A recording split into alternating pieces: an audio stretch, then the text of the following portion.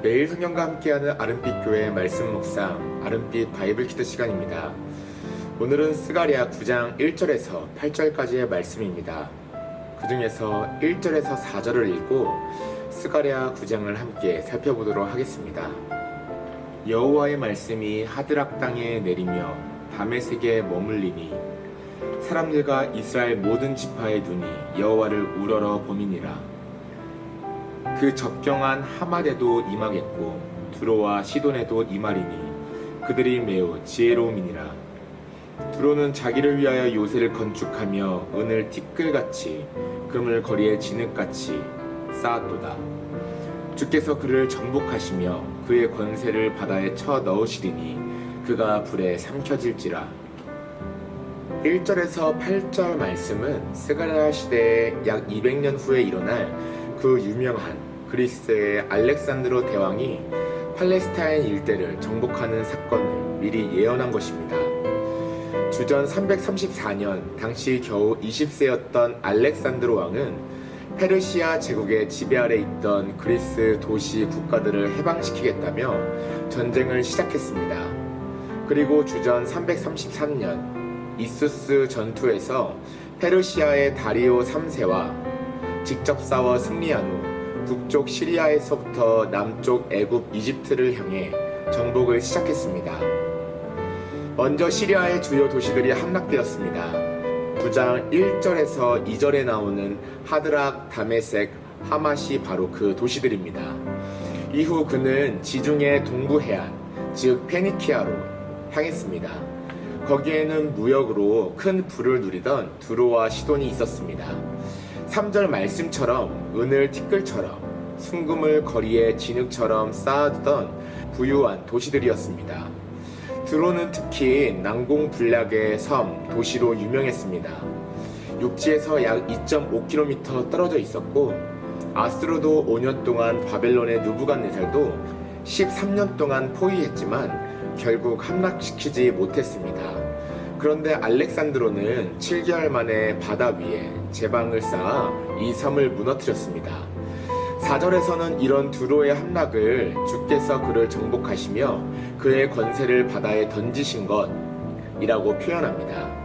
겉으로 보기에는 알렉산드로가 한 일이지만 성경은 하나님께서 그를 도구로 사용해 교만하고 타락한 두로를 심판하셨다고 말씀합니다. 두로가 무너졌을 때 그 아래 지역의 블레셋 도시들도 큰 두려움에 휩싸였습니다. 스가랴 9장 5절 말씀대로 아스글론은 보고 무서워했고 가사는 심히 아파했으며 에그로는 소망이 수치로 바뀌었습니다. 그들은 아마도 두로가 알렉산드로를 막아줄 것이라 기대했겠지만 두로가 무너지자 희망이 완전히 꺾인 것입니다. 결국 블레셋의 도시들도 차례로 함락되었고 알렉산드로는 남쪽 애굽까지 정복한 뒤 파라오라는 칭호까지 받았습니다. 그러나 그도 33세에 바벨론에서 갑작스럽게 죽음을 맞이했습니다. 놀라운 것은 이런 알렉산드로의 정복 전쟁이 스가랴 선지자 시대에 무려 200년 전에 이미 예언되었다는 사실입니다.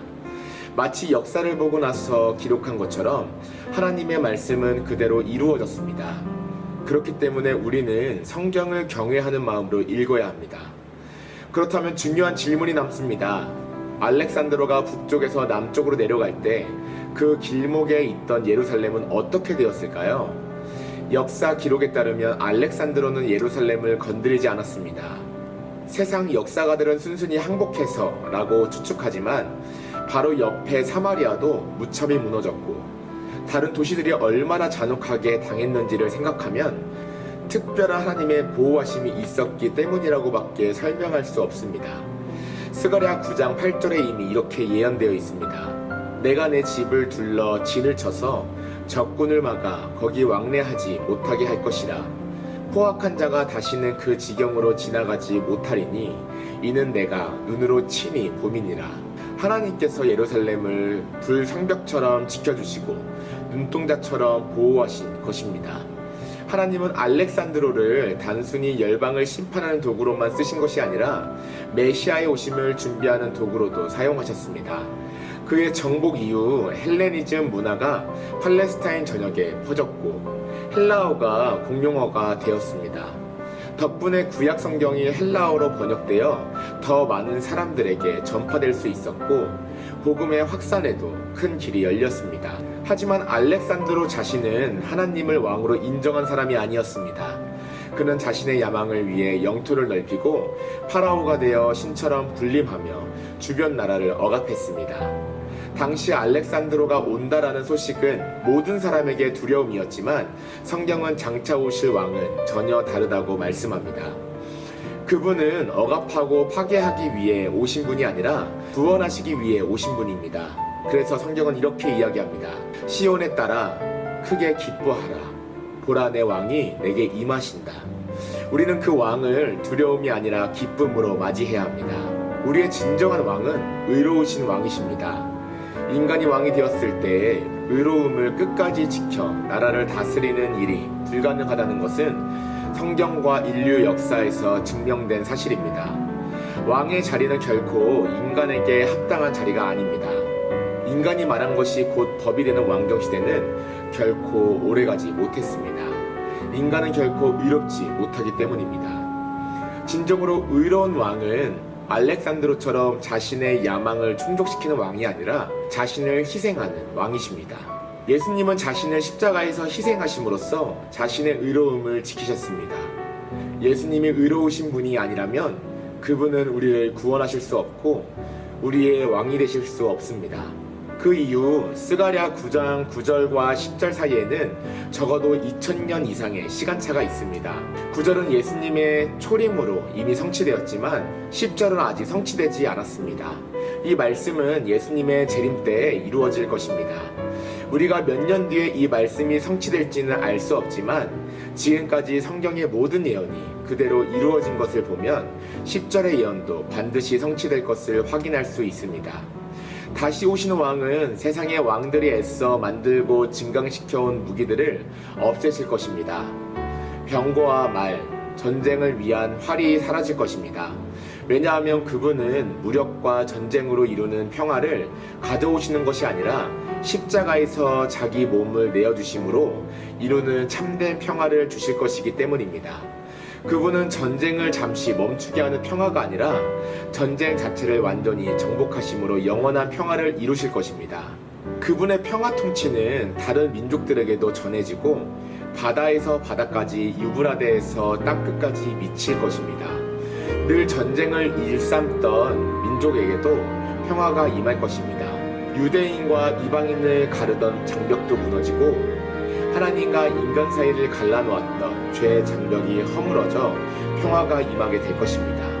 그리고 온 우주가 다시 오시는 왕의 다스림 아래에 들어가게 될 것입니다. 그 왕이 우리의 왕이십니다. 그 왕이 여러분과 함께 하십니다. 그 왕이 우리를 너무 사랑하십니다. 우리의 진정한 왕이신 예수 그리스도를 바라보며 오늘 하루도 살아가시길 소망합니다. 의로우신 왕이신 주님, 역사의 주인이시며 모든 나라를 다스리시는 주님을 찬양합니다. 우리가 세상의 권력과 힘이 아닌 십자가에서 이루신 참된 평화를 붙들게 하여 주시옵소서. 다시 오실 왕을 기다리며 그날에 온 세상이 주님의 평화로 가득 차게 하여 주시옵소서. 오늘도 우리의 마음과 삶의 왕자에 예수님만이 계시도록 인도하여 주시옵소서. 감사드리며 예수님의 이름으로 기도드립니다. 아멘.